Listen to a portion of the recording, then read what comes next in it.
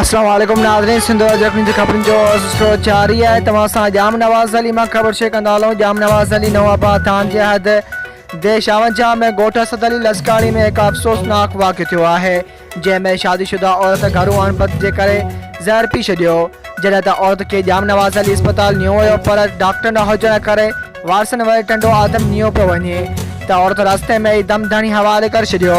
होॾा औरत जे मुड़ुस सलीम लस्काणी जो चवणु हुयो त मुंहिंजी ज़ाल घरू अणबत जे करे ज़हर पी छॾियो आहे। ऐं होॾा छोकिरी राज़बानू जे वारसनि जो चवणु आहे त राज़बानू खे संदसि मुड़ुस ऐं घर वारनि ज़ोरी ज़बरदस्ती ज़हर पीआरे छॾियो आहे। आख़िरी इतला ताईं नवाबाद पुलिस औरत जो लाश खणाए पोस्टमार्टम तालका अस्पताल नियो वियो। होॾा ॻोठ में ख़ौफ़ ऐं हिरास छायल। आख़िरी इतला ताईं पुलिस छोकिरी जे मुड़ुस खे गिरफ़्तार करे छॾियो।